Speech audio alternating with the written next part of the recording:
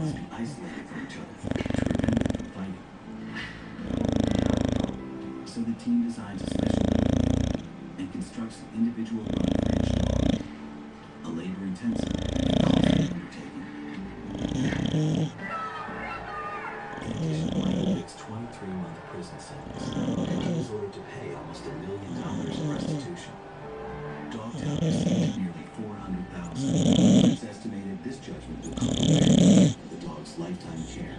Rehabilitation could take years. May never be adopted. A team of caregivers devoted to the big dogs ensures everything's in place. We're looking at what's the place, bowls, buckets, toys, bedding, all of that. 7, 8, 7. Hopefully it won't take us too long to get ready. We don't have a lot of time to get ready for the dogs to arrive.